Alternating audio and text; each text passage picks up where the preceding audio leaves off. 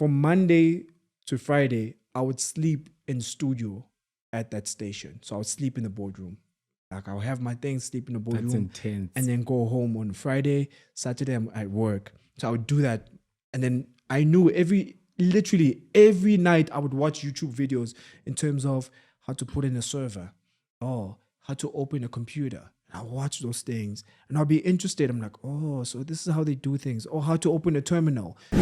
Apparently, South Africa is in the top 5 when it comes to a density of cybercrime.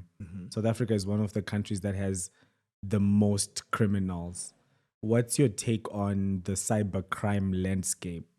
I was like, no, you never pay for ransomware. That's rule number one. Really? Never ever pay for ransomware. No. So how do I get back my stuff? My stuff is locked. Always have a backup. So always do backups every single day.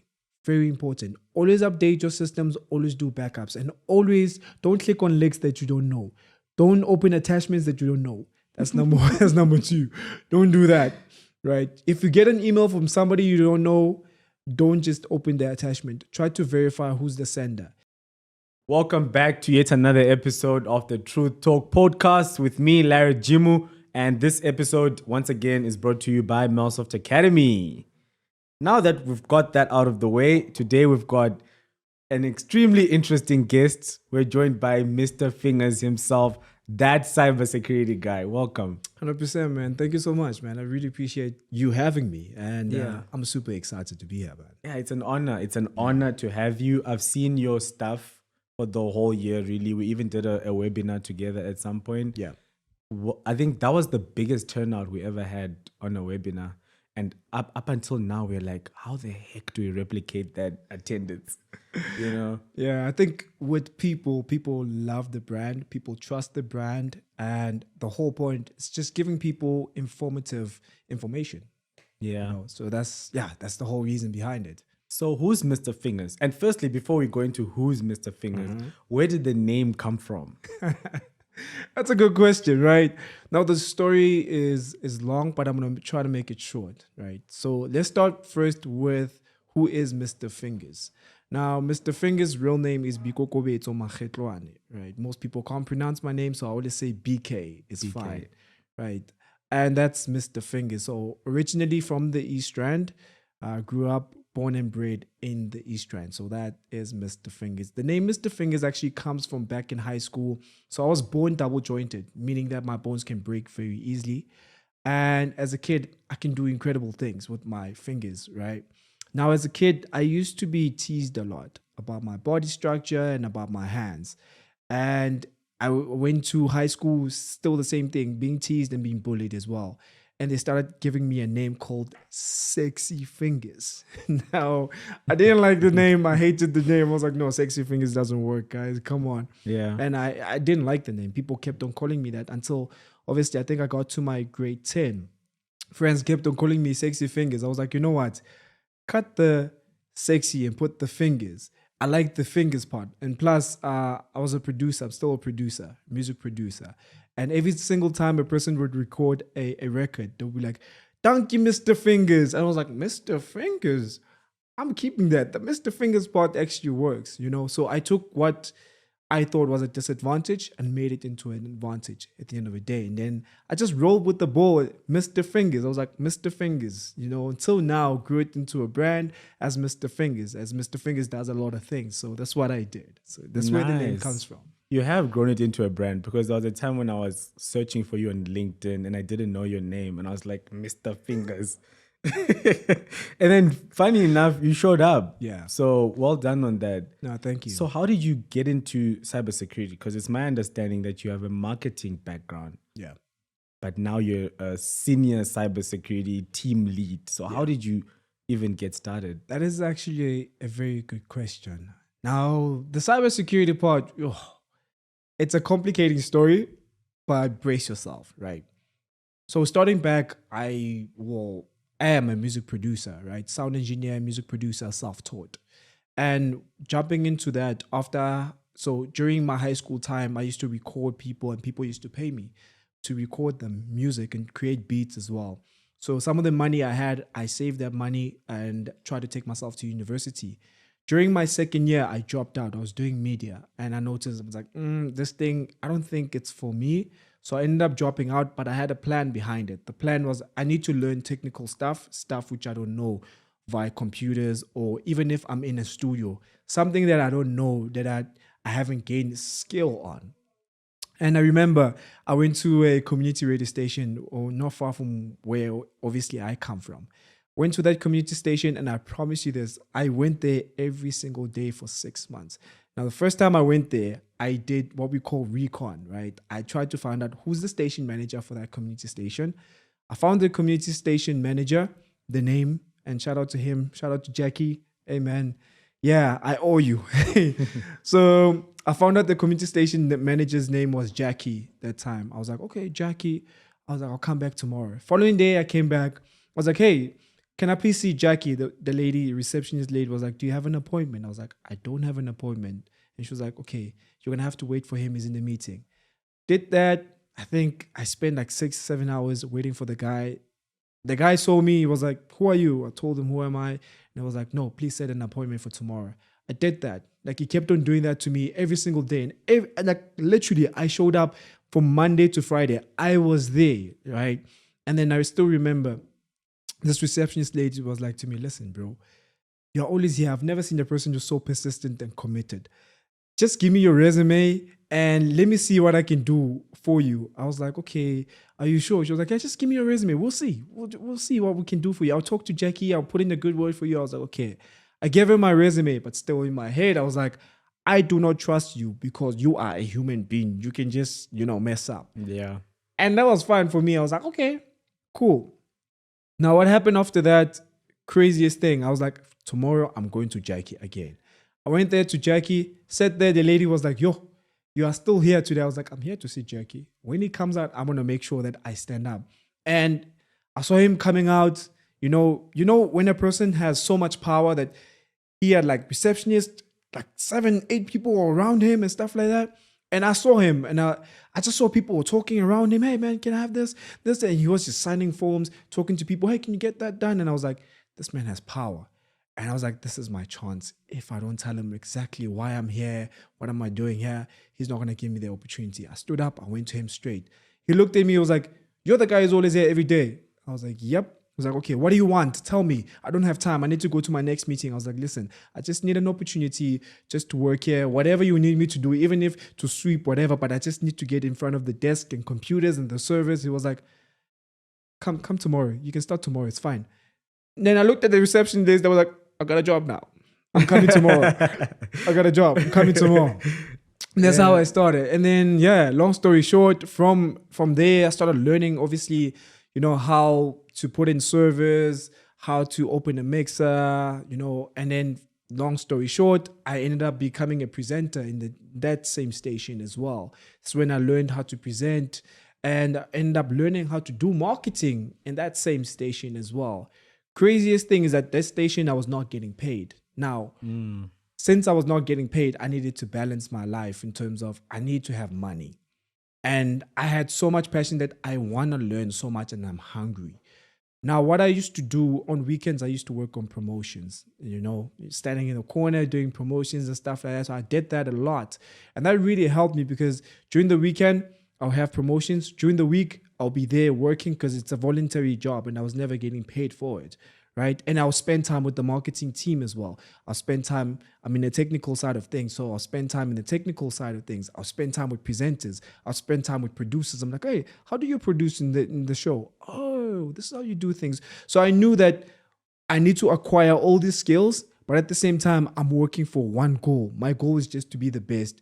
If, for example, they say they need a producer, I'm here. If they need a technical person, I'm here. If they need a presenter, I'm here. If they need a marketing person, I'm here. If they need a salesperson, I'm here. I can run the entire station. So that was my plan, right? But as time went on, I ended up working for another station. And for that station, craziest thing is that still I was not getting paid for it. And I had an opportunity of meeting this amazing guy. Shout out to Zabalaza. This amazing guy's name is Zaba. He gave me a great opportunity to work for him in the marketing side of things. So he had a promotions company and he had a big contractor with another, which I won't mention the name, the big contractor marketing company. And I started working for him. So what I would do every morning, so every weekend, again, I would work for this guy. And then from Monday to Friday, I would sleep in studio at that station. So I would sleep in the boardroom. Like I'll have my things, sleep in the boardroom. That's intense. And then go home on Friday. Saturday, I'm at work. So I would do that. And then I knew literally every night I would watch YouTube videos in terms of how to put in a server or how to open a computer. And I'll watch those things and I'll be interested. I'm like, oh, so this is how they do things. Or how to open a terminal. I'm like, oh, so this is how you do things. Now watch things about sound engineering. I'm like, I want to be the best. And I remember being in that same situation right there. And I was thinking to myself, I was like, this can't be my life, man. I have bigger things to do in this life, man. And one of my friends that day gave me a call. I was like, listen, DJ Spoo's looking for people. Send me your resume and let's see what we can do for you. And send me your stuff. Send them my demos and everything. I think after a week or so, Spoo gave me a call. It's like, listen, come and work for me. And I went on to work for DJ Spoo as a technical producer from that. But he was starting the radio station from scratch, which means we had to build everything, the infrastructure, the internet, building the entire studio from scratch. And that was exciting because, to be honest, I didn't know what the heck we were doing. And we're doing it because it was fun. And he allowed us to make mistakes during that time in making all these things. And so DJ Spoo had a partner. So he had partners and sponsors. So one of his big partner, it was a company which was a media company. And me being me, always introduced myself to people. I introduced myself to this partner, told him who am I, what can I do? I told him I can do marketing, do sales, I can do everything. And this guy was like, you know what? I need a person like you. Come work for me. I left Spoo, transitioned to work with this guy. Long story short, this guy, he's always been the type of guy who's always experimenting with companies, opening different companies as well. And then he started an IT company. And in that was like, I would like you to come work and see if this fits with you. And we started doing that, experimenting with IT. At the same time, there was a marketing company in there. And I would work in marketing at the same time. And I ended up becoming head of marketing in there. I worked in the marketing, I worked in IT. So I was working both legs. It was quite exhausting. But during that time, my vision was like, be the best. How old were you during that time? During that time, I was looking at 24, 25. So I was around about there. And then I met a good friend of mine. He's not a friend, the guy I know. And I remember meeting this guy, and then I was just having a conversation with him. And he was in cybersecurity. Like, I didn't know what cybersecurity was that time. And he was like to me, after having that conversation with him, he was like, dude, you're very good with recon and OSINT. And I was like, what is that? He was like, dude, you're very good in picking up information from people, and you're very good in research. And you're able to combine and tell a person's personality very quickly. And a person like you in cybersecurity would do excellent. And I was like, cybersecurity? I was like, is that things that people do in movies and hacking? I was like, that's the thing, bro, but it's different. You know, you can investigate incidents, do this, do that. And I was like, And he was just like, go do your research on it. If it's something that you're interested in, I would suggest that do it, because I feel like you will be a success in this industry. And we need people like you who are like-minded and who don't think like the other people. And I was like, okay, I'll do research on it. Started doing research on it. I still remember I saw a position they were looking for a digital specialist in the company.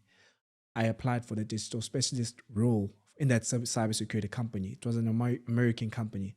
As I got into the American company, they were busy building a SOC at the same time, which is a security operations center. I got there, bro, I kid you not.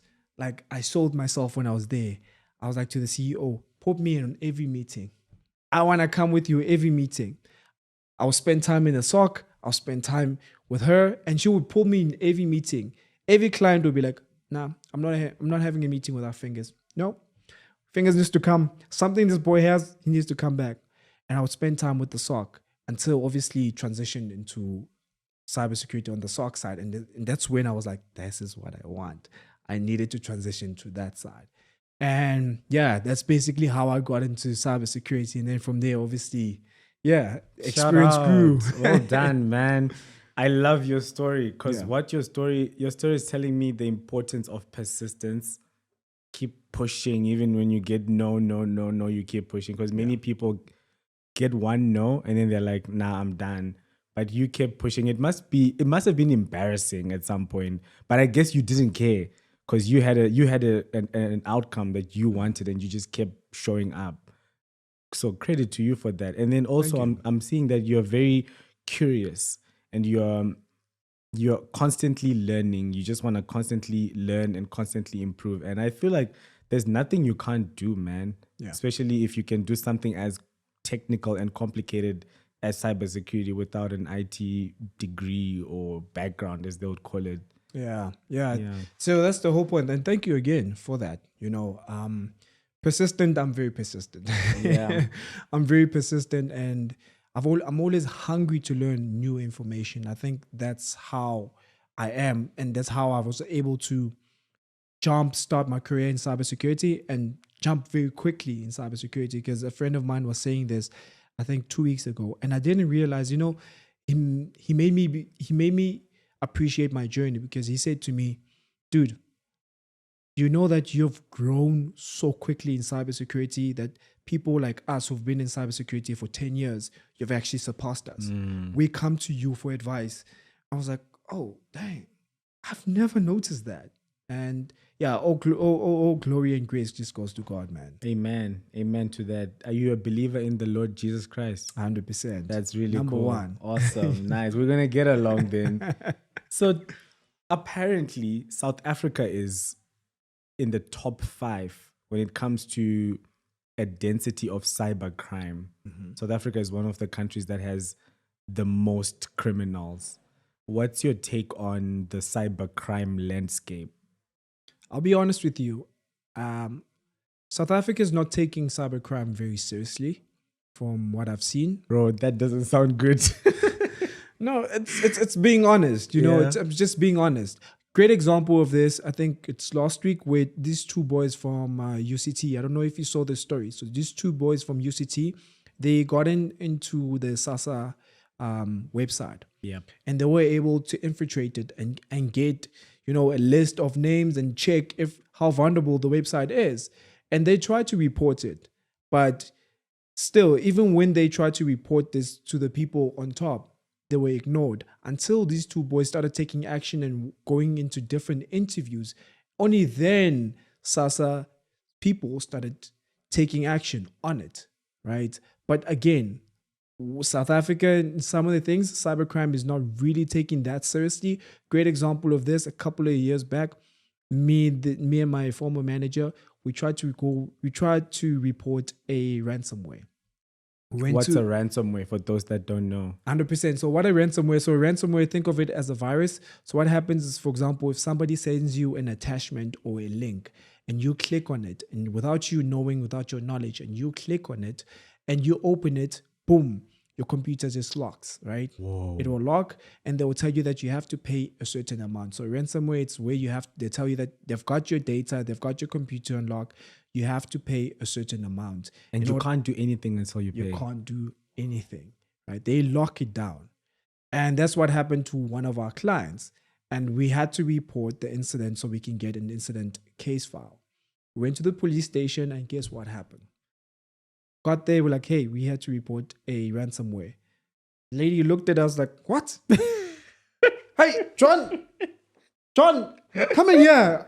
And we're like, we had to report the ransomware. We're like, hey, we don't deal with such cases here.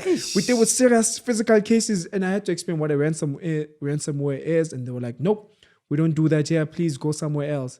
And that's when I realized that we don't take such things as serious, Only in the US, most of the time, when the ransomware happens, you have to report it to the FBI. And that's very important. So I think some companies only now in South Africa are starting to take cyber, crime very seriously.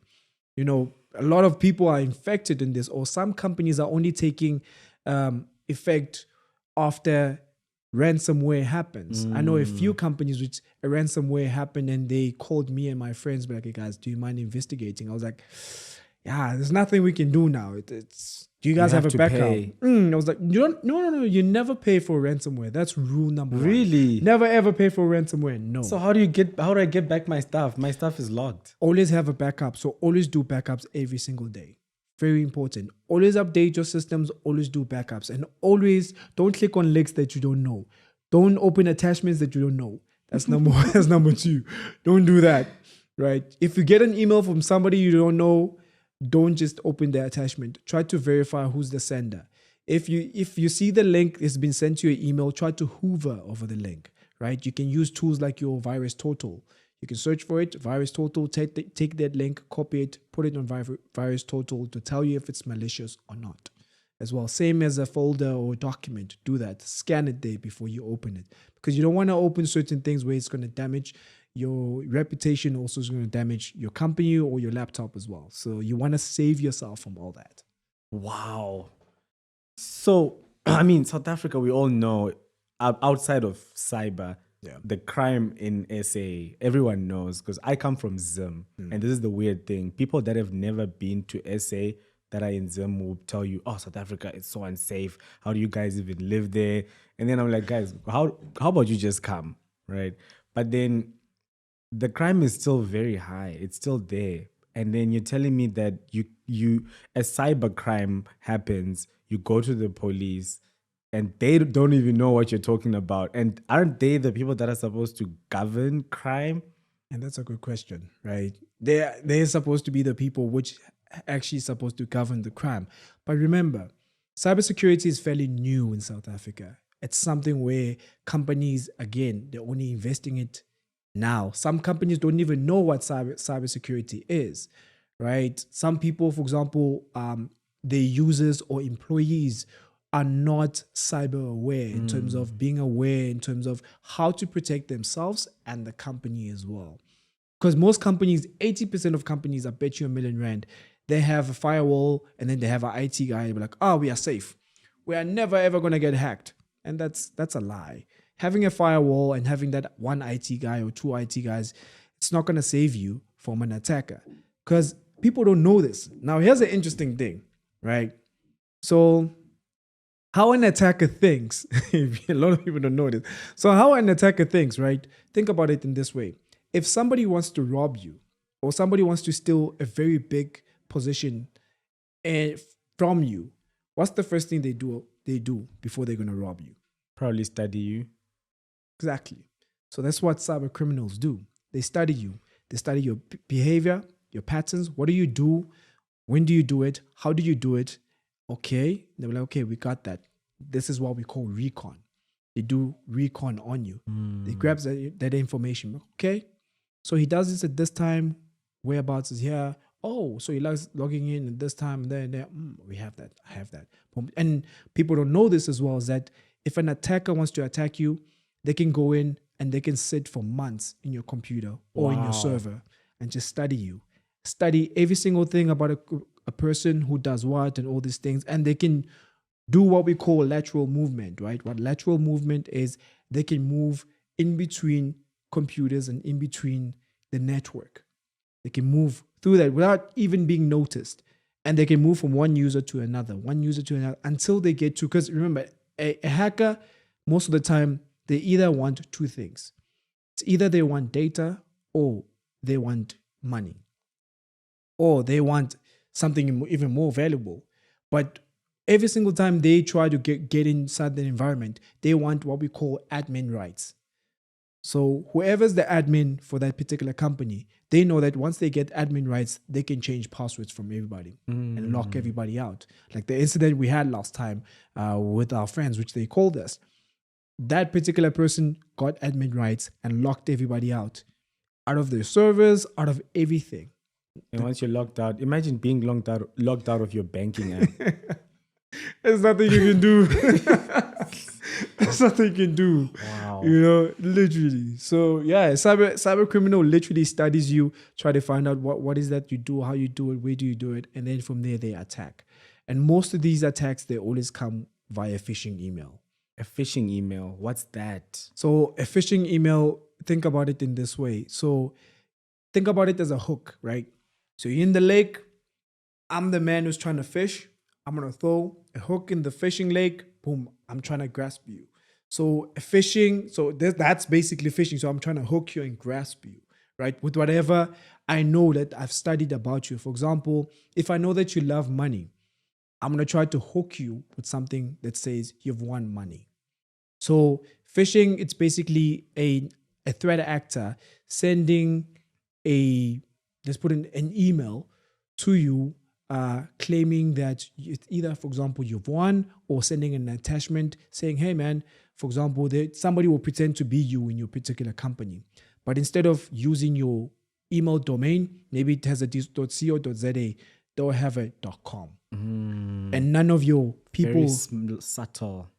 you see such things. For example, people in your company will never notice that. They'll be like, oh no, we can see now it's a CEO. Oh no, it's our domain. They don't notice that because we always look everything from a human eye. I'm like, fast. Because we're in a hurry. And that's what they want. They've studied you. They got you where they want you. They fish you, right? Then they send you that phishing email in terms of, okay, I know this person is always busy. They love money. And I can just say, hey, please send me this or whatever. So it's basically that. So phishing emails basically hooking you on the hook with something that they know that you like or want or are interested in. But it's sending an email with those particular things inside. Bro, this is deep. My girl once left her phone in an Uber, right? So we couldn't get it back. It was an iPhone. Yeah. And what happened was 3 days later, after losing the phone, she managed to go and get a replacement SIM card. And then a couple of days after that, we got an SMS that says, oh, hey, you lost your phone. We know that you lost your phone at this place. Here's a link for you to get back your phone. Oh. And then we clicked on it. I'm sorry, we didn't know. We were uneducated. Right? We clicked on the link, and then the UI was like the iPhone lock screen. Yeah. Where you need to punch in your PIN, password. And then at first glance, she was ready to just type in and get back the phone. But then the more I looked at it, I was like, wait a minute, look at that domain. That looks strange. Secondly, why would Apple send something like this? This just doesn't look. And I'm just like, wow. So I guess the biggest threat, and you please correct me if I'm wrong, the biggest threat that we are facing is that people are not educated. Like, people don't know what a threat looks like. Is that the biggest threat? And that is very true. You're right. And you're not wrong on that one. The biggest threat right now, again, as you're saying, is people and users are not educated enough. So hence why people are scammed. And it's easy. That's why an attacker goes for workers in the company. Great example of this, a couple of years back. So it's very important. So what you post on social media, you have to be very careful. After this story, make sure that you watch what you post on social media. How so? I mean, we're going to digress a little bit. Yeah. So a couple of years back, there was this particular individual, lady, her son was sick. And she always posted progress about her son. And I think the son needed lung transfer. I'm not quite sure. Something like that. But she posted about the progress of the son, how's the son doing, and all these things, right? So we already knew the story. And as human beings, again, we love stories. And we were captivated. People liked, people shared, and she needed donations. And doctors told her, in order for the son to get a transplant, there's an X amount of money that she needs to raise. Yeah. And she didn't have that money. And she was always asking people on social media, hey guys, if you can donate for his treatment because they're already costing me a lot of money. Now, this particular lady, to come think of it, the guy's attackers started doing research on her. Where is she from? Where does she work? Okay, they found what they looked for. Like, okay, this woman works at this particular bank. Now, what we can do, we can infiltrate. They reached out to her they first created a fake social media account, Facebook account. They reached out to her, hey, listen, we see that you want money, so what we're going to do for you, I can make a plan for you. Do you mind meeting up with me for coffee? And I can give you that money. Woman agreed, came in. They reached out to her. They had coffee with her. Now, these guys were like, listen, we have a USB for you. this USB.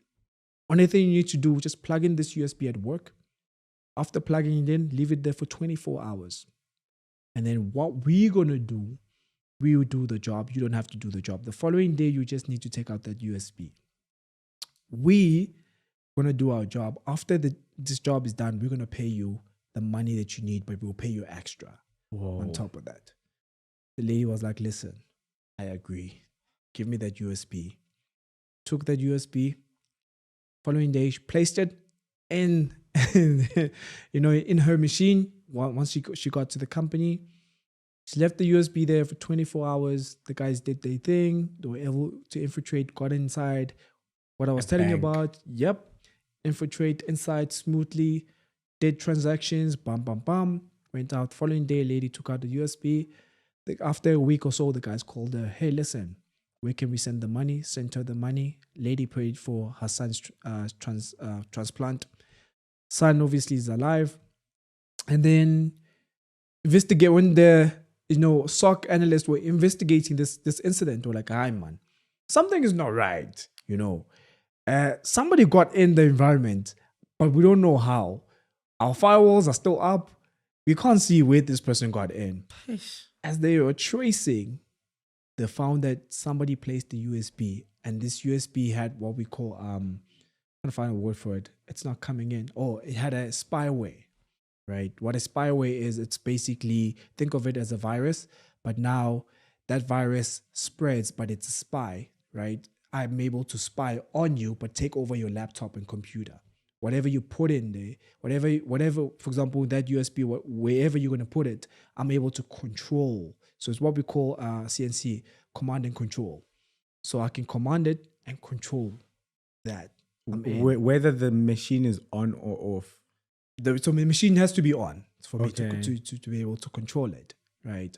But when you're controlling it, I can't see that something is happening. Yeah, you can't see it. As long as I'm in the environment, I can move. Because once I'm in your machine, I can move inside what we call infrastructure. So I can start moving inside the infrastructure, inside the environment as well. So these guys did that. So they were able to do whatever they needed to do, got their way in, taking the money that they needed. And then as again, the SOC analysts were investigating, they were able to find out this particular lady is placed in a USB. They're like, lady, please come in. Called her in. They asked her about the incident. Did you place a USB here like this? And she agreed. She's like, yeah, I'm not going to lie, I did. Why did you do it? And in court, she said, the reason I did it is because I needed money to go save my son. And these two guys offered me that. And they asked her a question. They were like, if you were given an opportunity now to do it again, would you do it? She was like, without a heartbeat, I would do it again to save my child. And you see what these guys did. They studied her on social media. Where are her weaknesses? Where does she work? So hence why it's important to look at what you post on social media, because we're already studying you in terms of what type of person are you, where do you work, who's your family, how many kids you have. And hackers can use that to your advantage, especially now with AI. They can use that. And people have to be very careful with that. Oof. Bro, this is a sad state of affairs. So with AI, these hackers are only going to get more and more powerful, because now they can write scripts that can do stuff for them whilst they're sleeping. Yeah, I mean, there is what we call deepfakes right now, right? A friend of mine was testing a deepfake on us last time. And what deepfakes are, it's basically a great example of deepfakes. So it's either you can copy a person's voice, image, and video. So what this friend did, so he wanted to show us that he can become another person, right? So he took that person's face and became that person's face, and took that person's voice and became that person. And as he was having a video call with us, we thought literally it was that person. A video call. Literally sounded like that person, looked like that person, and we were convinced. We were like, man, this is real. And he was like, no, gents, it was just me. I was just playing around. I wanted to see how well this can work, And in his head, he was like, and as he was telling us, he was like, imagine if I could use this in a company. Yeah. How many people I'll trick? So as a cybersecurity expert, you understand both the offense and the defense. So is it just like an ethical thing that doesn't allow you to go onto the other side? Because you could quite easily just destroy stuff and get that personal gain. Is that what it boils down to? 100%. So you have to understand offense and defense when you get into cybersecurity, right? No matter what domain you are going into, you have to understand them. But you don't have to necessarily have to work on both of them. Just understand how, for example, how hackers go in, how hackers hack, know the different, what we call different attack vectors as well, right? You have to understand how that works. There's something which we call a MITRE attack. So as people, I always say to people coming into cybersecurity and they're about to become engineers, understand how the MITRE attack framework works, because most of the time, what's happening is that these hackers are using ransomware and attacks from that. So it's like, think about it. So what a MITRE attack, think about it as like a periodic table. It literally looks like a periodic table. That's what a MITRE attack is. MITRE attack. MITRE attack. What is it? So it shows you all the different attacks, and it'll inside those different attacks, it shows you the latest attacks, and also it shows you in terms of what we call remediation. What remediation is, what are you supposed to do if, for example, you're being attacked on this, or how you can prevent the attack from happening to you, or if an attacker has used this particular attack, what is that you can do to stop that particular attack. So that's what a MITRE attack is. It's very helpful. Very, very helpful. I would say most companies, they should actually look at that. Especially companies which don't want to invest in cybersecurity, because most people saying cybersecurity is expensive. Invest in MITRE attack, invest in, security awareness training for your users. That's very important. So invest in those two things. So if I'm an average person, let's say I'm an average person, I am working somewhere and I have a little bit of money, or I have access to money or whatever, and I'm listening to this right now, what are the steps that I can take to start getting myself protected? Now, it depends in terms of, okay, where are you going first with that one? So you were saying that person wants to protect themselves automatically. So obviously getting an antivirus for yourself, very, very important, right? Even if you use a Mac, do you still need an antivirus? Mac is well protected. Okay. Mac is well protected. I'll say that. Mac is well protected. But if you are using a Windows, I would suggest that get yourself an antivirus, right? Make sure, obviously, you get yourself a good antivirus. You can look at different options, what works for you and for your pocket during that time as well. And always update your software. It's very important to update your softwares. Never, ever, and that is my number one rule. I think every single time when I train people on this, I always tell companies and people, do not, and I repeat, do not save your passwords and credentials in your browser. Like, every time you type your password and your username and it says save, do not say save. Say no. Tell us why. It's because, for example, as a hacker, right, myself included, what I can do, I can literally go to your cookie browser. And from your cookie browser, I can get your credentials from that. So I can say restore cookies. I get all from me downloading your cookies. I can get all your credentials, your passwords, your email addresses for those particular sites that you've been visiting. And then I can use them to act as you and just log in. Because once you get someone's access to someone's Gmail, you pretty much now have access to every password saved on their browser. Exactly. If they're using Chrome. Exactly. But luckily, you see with Gmail, it has this verification thing. It will tell you, give you a notification in terms of, is this you trying to log in? And you have to two-factor verify. authentication. Yes, you see. And most people don't know what a two-factor authentication is. It's basically where you have to verify, is it really you? Is it you who's doing this? So that's the whole point of it. And it's very, very helpful. And I would say even on your social media as well, and I do get inboxes about this from people. Hey, do you mind recovering and help me recover my social media accounts? Yeah. Is it too late by then when someone says that? The thing is this, I can hack into social media accounts, but I won't do it because remember, it's my name at the end of the day, right? I don't want to be banned from social media as well. So I always say that report it to those particular companies. It's very helpful if you do that. Report it and tell them that, hey, your accounts have been hacked. Somebody's trying to act as you, even though they're not you. So I would say to protect yourself, please do the following, right? Make sure that you change your password every 3 months. Very important. Make sure that you activate a MFA, which is your multi-factor authentication. Download an app, either it's a Microsoft app or what we call so I have a Duo or a Duo app, which is your multi-factor authentication app. And then you can save all your multi-factor authentication, obviously, username in that. Makes it easy. Every single time it's going to ask you for one PIN. You log in, you put in that PIN in there. So that saves you all the unnecessary drama and stress as well. So I've activated that on all my social media accounts because I'm like, seeing people losing their accounts. I mean, I even have famous people as well reaching out to me about certain, I won't mention some of the things, but some of the favors they ask.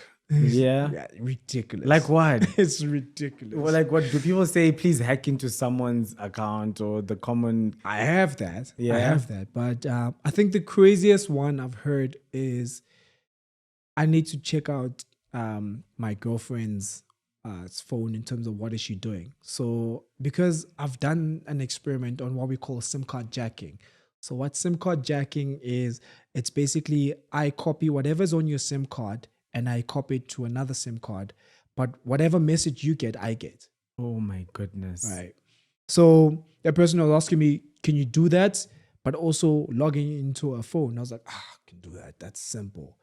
And then I remember a friend of mine was like, we don't do that. We don't do that. I was like, yeah, we don't. That's not ethical as well. And I So don't do ethics that. is a big part of cybersecurity. It is. You have to be very disciplined in some of the things that you're doing because you don't want to do things which are going to bite you in the day. Oh. I had a question that I wanted to ask about. So you were talking about people hacking into accounts and then they start controlling. Okay, maybe it'll come back later. This is quite mind-boggling.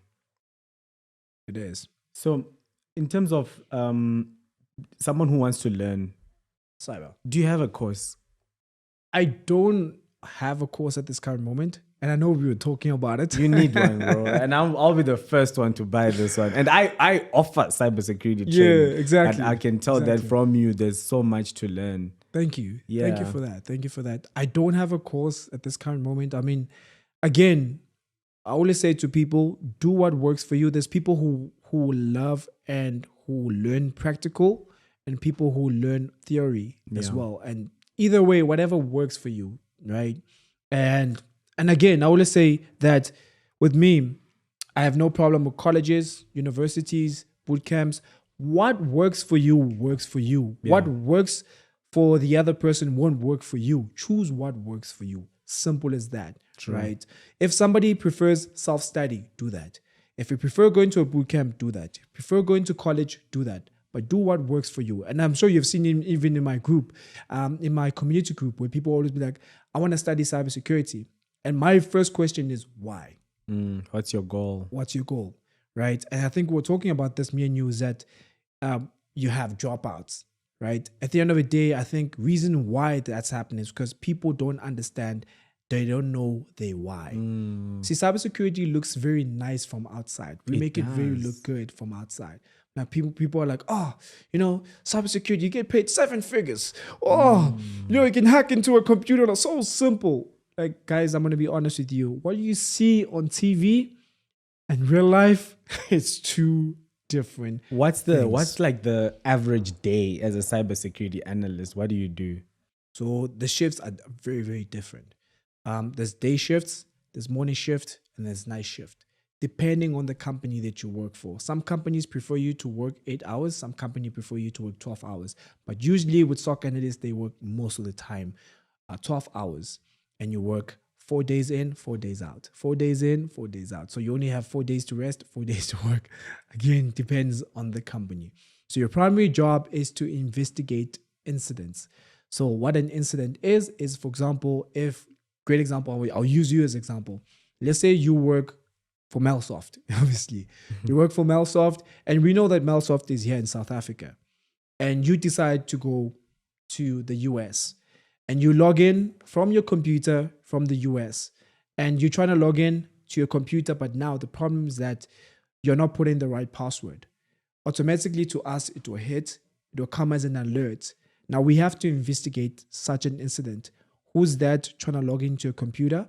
Why are they logging into a computer? Where are these people? And also, how many failed logins have you had in the past hour, right? And we look at that as well. So that's basically what we do. And if, for example, we think this is a threat, we report it ASAP to a client, let the client know, and we also give them recommendations in terms of what is that you need to do if this happens, and if this is also a high incident or this is a low incident as well. So we report it ASAP. And a lot of people don't know this, is that when you investigate, you only have a specific amount of time to investigate. You don't have like an hour. No. You have to do it now. You have to do it now. Like you investigate now, find everything, the who, what, where, when, and how. Very quickly. Put everything into a document, send, go. And client will tell you, no, if this is a true positive or a false positive. So that's how it works. And then if it's a true positive, that means you now have to take the action to block that, or you quickly change the password or something. 100%, yes. If it's a true positive, you do that. But most of the time, as a SOC analyst, you don't have the authority to block or to take action. The client themselves on their side, they have a team which has to do that. So your job is to basically, you're like a security guard. Your job is to watch, but don't allow people to get in, but also report the incident before it even happens as well. So that's your job as a security analyst. Do you need coding skills to be a cybersecurity analyst? I would say that a yes and a no, right? It all depends again. But if you do have coding skills, that puts you in a huge advantage in some of the things, where I always say to people that there's certain things where you will be able to see where others can't see, right? You would know certain scripts. If, for example, a hacker is using a script when you're investigating, so you will know, you will see like, man, I know this person is using a programming language, and I've seen this before. So that gives you a huge advantage as well. Again, if, for example, you want to be an ethical hacker, 100% I do recommend that you can become an ethical hacker without knowing how to code, but coding gives you an advantage in some of the things, like, for example, creating your own scripts, doing what we call bash scripting. If you want to become an architect as well, and some of the things you have to recreate from scratch, it gives you a huge advantage. So it all depends. I always say there's no answer which says no. It all depends. It depends with what your goals are, where you want to work, because from how I'm understanding, the field itself is very broad. It's not just we're all doing one thing. Yeah. It's very big. It's a big game. And I think most people, they only know the hacking side of cybersecurity, but people don't know that there's also a defending side, which we mentioned now was the SOC analyst. They defend. And people don't know that there's people which have to write policies for companies. This is where the non-technical side comes in. And those people are very important, because without policies in place, there's a mess. So a non-technical person is not involved in the actual hacking or defending. No. But what do they need? What kind of skills do you need to be non-technical? So that's a good question. So you just need to obviously write good writing skills, right? You just need good reading skills. I mean, that's very, very important as well. And you need to have, I think, work on your soft skills. Let's talk about that. Work on your soft skills. Communication, very important. Work on that. Because once you have good communication skills, good writing skills, I think that puts you ahead of everybody. And I always suggest to people that in the non-technical role doesn't mean that it's super non-technical because you will work with technical people where sometimes you have to take the technical information and translate it into non-technical. And if you don't understand technical language, it becomes problematic because now you need to explain that language to people like your CEO. A CEO doesn't understand technical language. Or you have to take that language and explain it to a employee where you yourself have to create, policies.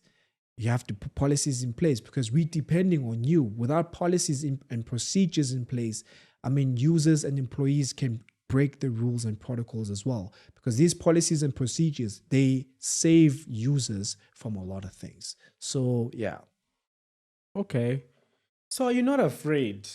Because I've watched some podcasts of cybersecurity guys that are being interviewed, and then they'll be wearing like an Iron Man mask or something, saying, "Yeah, no, I'm exposing so much. I don't want to be afraid." But you have actually not just put your face on this show, but on all our social medias, on TikTok, you're there. You're always there. Does it not scare you to put yourself out and make yourself a target? Not even, eh? I think I've learned how to set my life private from that. So I have the social media part where people only know, I only give them specifics in terms of this is who I am. This is Mr. Fingerz. But the real me, a lot of people don't know me until they meet me. Like, oh, so this, okay, oh. Like, as you were saying, you were struggling to find me on LinkedIn because you only know the Mr. Fingerz part. I only let you in on one part. You see, I only give you what I want. That's how I've worked because I've learned human psychology. I'm only giving you what I want to give you. I don't need to give you all the other parts about my family and all these things. Even if you try to go on my social medias, you will never find my family and stuff because I don't post them. I don't want people to know about that part of my family and other private things because, again, I'm all about educating people, making sure people are aware, but also I want to change people's lives. I think that's the most important thing. Changing people's lives. South Africa, as we know, in fact, Africans, most of the time, we are unaware about what's going on in our surroundings right now. So, yeah. Yeah. I think you're absolutely right. It's a lack of awareness that's really killing us. And I've learned something today that if you want to get into cybersecurity, yes, the technical skills are fine, but you don't really need them to actually get a job or to start a career. Yeah. That's a very big nugget that I think people should take away from this for those that are interested in getting into this space. How's the job market though? That's a good question. There is jobs in cybersecurity. I think a lot of people think there's no jobs. Cybersecurity has a lot of jobs. I think right now I have a problem with, and forgive me guys, I have a problem that everybody wants to be two things: a penetration tester or a SOC analyst. I have a problem with that. And that's very problematic because everybody's looking at one way of getting into cybersecurity. There are multiple ways of getting into cybersecurity. There are over 50 careers in cybersecurity. Wow. So don't only look at one way and one career in cybersecurity. There's other careers you can get into cybersecurity. So I always say to people, also even the students that I mentor as well, is that yes, for example, one of them was like, I want to be an ethical hacker. I was like, do you know that there's a 99.99 to 1 chance that once you get into cybersecurity, you're going to change your mind that you don't want to be an ethical hacker. You're going to want to change your career into something else, but inside cybersecurity. Because I've had people doing that as well. Great example of this is somebody which I mentored. And she was like, she wants to be a SOC analyst. She got in and she was like, once she was in, she was like, I wanted to be a pen tester, but I don't think I want to be a pen tester anymore. I want to jump to what we call a customer success. And she was like, that's something I see myself in and striving in. And I was like, that's fine. And don't beat yourself over it. You know, it's something which your heart wants, and do that because it's fun for you to change careers while you're inside and explore different careers in cybersecurity. And that, I think, puts you ahead of everybody. You know, it makes you understand the different domains of cybersecurity terms of the technical side, the non-technical side, the policy and regulation side, and you start being vast. You start giving people advice or company advice, and most people are, again, they're just looking at one side of cybersecurity. If you can start looking at cybersecurity in a broader aspects in terms of, I can get into cybersecurity if, for example, yes, I know the technical side. I want to be a SOC analyst, but I see that everybody wants to be a SOC analyst. Great example of this is you think to yourself, why don't I jump into GRC? But once I'm inside the company, I can work with the SOC team and just pivot my way into becoming a SOC analyst. You see, so there's a different way of getting to cybersecurity. And in this way, you're planning it smarter. Because if you're seeing that, for example, you're getting rejections from company, either look at your resume or either look at what is that you're not doing that companies are looking for. I think that's very important because a lot of people are not looking properly in terms of which company I want to work for, right? I think one of your students actually texted me last time and we were talking to a student. I talked to a lot of your students and one of them, I think this one stood out. And they said, they asked me this question. They were asking me about one of the big fives. And they were like to me, what do you think if I work for this big five? And my question was, what is your goal? Simple. And we're like, no, my goal is to start working here, here, here, here. I was like, okay, go find out what tools are they using and play around with those tools. Play around with those tools and speak with those people which work inside. We'll drink coffee with them, chill with them. Ask them, hey man, I would like to take you out for coffee. Everybody loves free things. Chill with them, ask them, what is that you're doing, how you do it. And then from there, once you're able to build a relationship with that particular individual, it's simple. Once you are done with whatever you're studying, they can put you in. Whenever an opportunity comes up, you're the first person in mind because you've asked. Because I think we are scared of asking. You need to ask in terms of, hey man, I'm doing this at this current moment. Do you mind? Don't even ask them to be your mentor because some people just don't want to be your mentors. Just be like, do you mind if I come to you for advice? And if I feel confused, can I just come to you? You've built a relationship. And can we meet up every single month for us just to have a catch up? You're building a relationship, right? And once that relationship is established, the person is able to trust you. And once they trust you, you always come in top of mind. Like, yeah, there's this person called Jones. No, yeah, this job is for him. I know them. They can even recommend you. And with the recommendation, you get in faster. Yeah. So there are a lot of jobs in cybersecurity. And again, I think just people they have to be very patient. It takes a while to get hired sometimes. That's true. So yeah, just be patient with yourself. Yeah, you're right. It takes time. Everything takes time. Everything worth doing definitely takes time. And I'm seeing that if you are getting into cybersecurity, if you come in with a long-term play and say, I'm going to be in this thing for 20 years, the mindset and even how you carry yourself will change. Exactly. As opposed to those that just see the big salaries, like what you're saying. They see the big salary like, oh, I want in now, Yeah. And then on a final note, what, in your opinion, how will cybercrime evolve in South Africa over the next 5 years? And what can people do to stay ahead of the curve? Cybercrime is evolving in South Africa a lot. And I mean, we're seeing new attacks coming in every single time. And I think what companies can do is start investing in cybersecurity.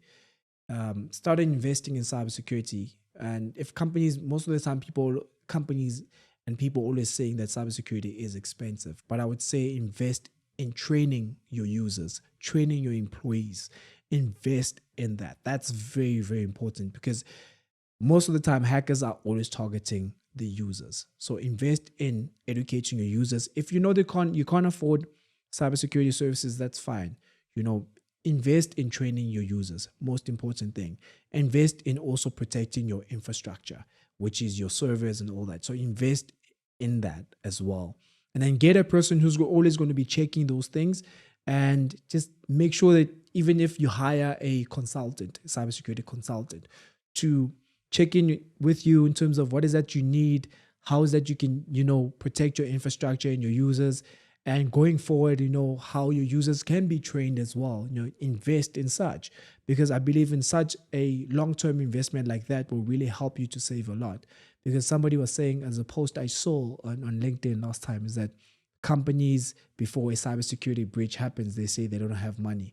But once a cybersecurity breach happens, they have all the money in the world. And you don't want that to happen, So save yourself and save your employees as well.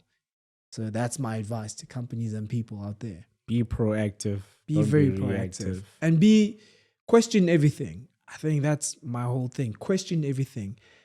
Question everything. Somebody sends you a link, and stop clicking on links.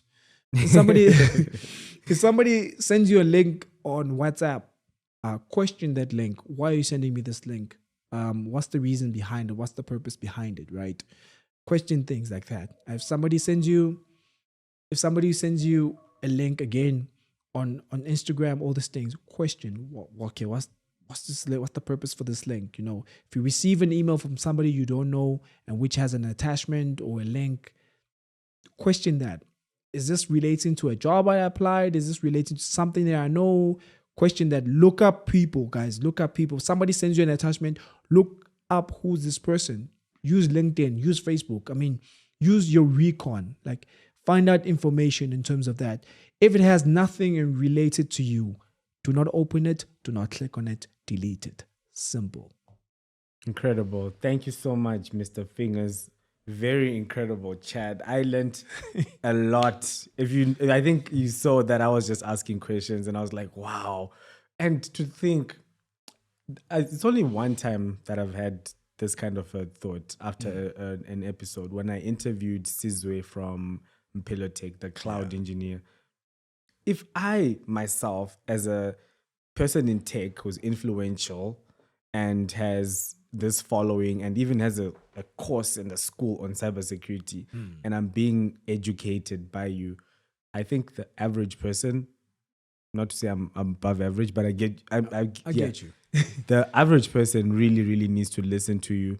People need to follow you. If you write a book or you do anything that's cybersecurity related, people need to be on that, because the value that I got from interviewing you is a lot. Thank you so much. No, thank you for having me. Time. I really enjoyed this conversation as well. And I hope people can learn from this interview and just people just to be safe, man. Remember, just be safe, stay alert, and just question, verify before you click, just verify everything. Cool. So I have the final question from the previous guest that we had on the show. Yeah. His name is Ntako Mgiba from DIT. I don't know if you know him.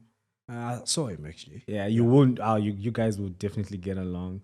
His question to you is that what is the formula to long-lasting relationships in a world where everything is transactional? Communication.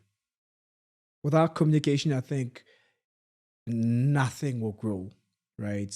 If I don't communicate, or if you don't communicate, we can't grow together. Communication and information sharing. That's very important as well. And I think what's most important is learning from each other. If you don't know something, speak. I don't know it. And I'm a person who's very curious. If I see that you're doing something great, I'll ask you, how did you do it? Do you mind showing me? Do you mind sharing your knowledge as well? So communication, sharing information, sharing knowledge, and sharing ideas. So that's what creates an everlasting relationship. Because if I check up on you and communicate with you, it builds that sustainability as well, in terms of I can trust you and you are there for me and you're a type of person I can rely on as well. Brilliant. And your question to the next guest that we're going to have?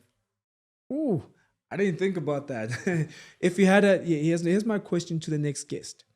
If right now you had, think about it in this way. If right now you were 75 years old and you had a magic phone to you and you could call your younger self, which is you right now, what advice would you give to yourself? That's a brilliant question. Very excited to hear how they answer this. Cool. Thank you so much. Thank you so much. It's been a pleasure. Guys, thank you so much for tuning in. I'm sure you got an incredible amount of value from this. Don't click links that you don't know. Question everything. Stay curious. upskill yourself. Please learn, stay ahead of the curve, and you'll be fine. Don't be reactive to cybersecurity threats. Be proactive. And I hope that you got some value. Please tune in again next week. And always remember that the truth will always set you free. And thank you so much for your time. Don't forget to like, comment, and subscribe. And I'll see you on the next episode. Bye.